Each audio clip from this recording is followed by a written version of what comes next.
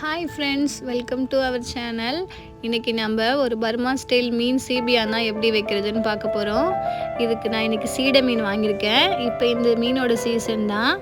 Clean பண்ணியாச்சு. வாங்க எப்படி குழம்பு வைக்கலான்னு பார்க்கலாம். ஒரு கடாயில் தேவையான அளவுக்கு எண்ணெய் ஊற்றிக்கலாம். எண்ணெய் சூடாகட்டும்.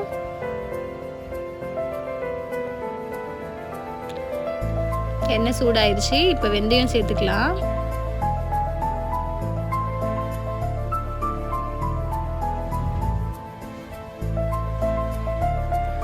வெந்தயம் கருகிடாமல் பார்த்துக்கோங்க.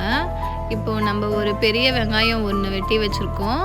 பச்சை மிளகா, கருவேப்பிலை எல்லாம் வெட்டி வச்சுருக்கோம். வெங்காயத்தை போட்டுக்கலாம்.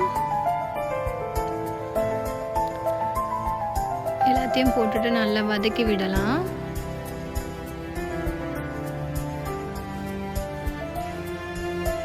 வெங்காயம் நல்லா வதங்கி வரணும்.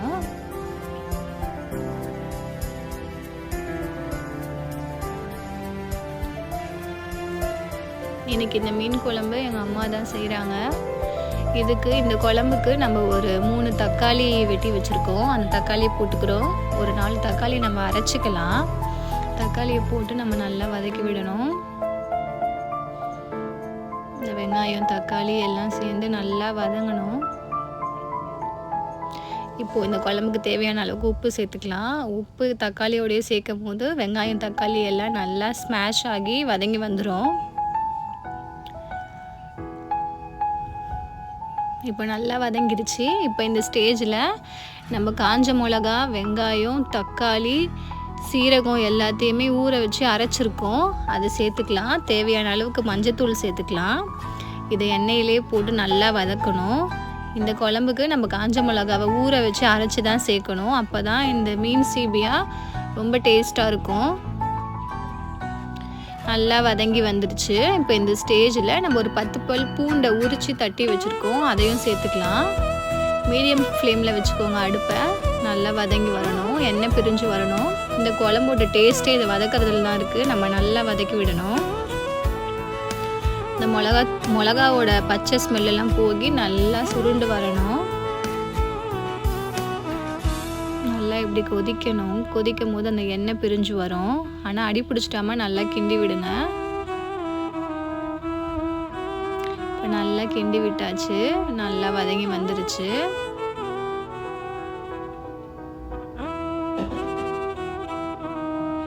நல்லா வதங்கிடுச்சு. இப்போ இந்த ஸ்டேஜில் நான் அந்த மிளகா ஊற வச்ச தண்ணி, மிக்ஸி கழுவுன தண்ணி எல்லாத்தையுமே வச்சுருக்கேன். அது எல்லாத்தையும் இதில் சேர்த்துக்கலாம்.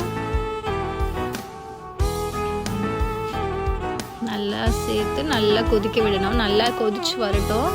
அந்த மிளகாவோட பச்சை ஸ்மெல் போகணும். அது அளவுக்கு நல்லா கொதிக்கணும்.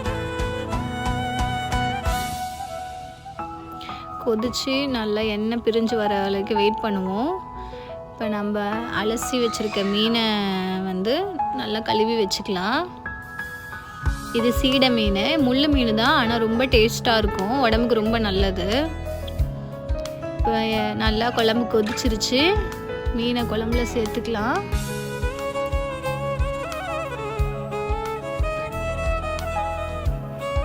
இந்த மீன் ஃப்ரைக்கும் சூப்பராக இருக்கும். ஃப்ரை பண்ணும்போது நீங்கள் நடுவில் கீரல் போட்டுக்கணும். அப்போ தான் அந்த முள் தெரியாமல் இருக்கும். நல்லா மொறு மொறுன்னு வறுத்துட்டா சூப்பராக இருக்கும். இப்போ மீனை போட்டுட்டு நல்லா நம்ம கிளறி விட்டுடலாம்.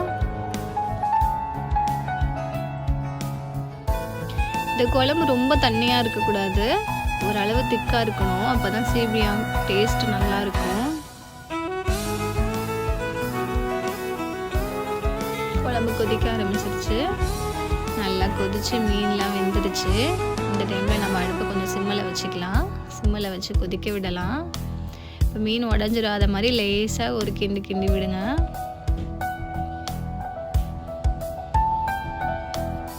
மீன் நல்லா வந்துருச்சு பாருங்கள். மீன் ஆனால் உடையாது. நல்லா வெந்துருச்சு. இதே மாதிரி நீங்களும் உங்கள் வீட்டில் ட்ரை பண்ணி பாருங்கள். ரொம்ப சூப்பராக இருக்கும். இப்போ நம்ம கொத்தமல்லி சேர்த்துக்கலாம்.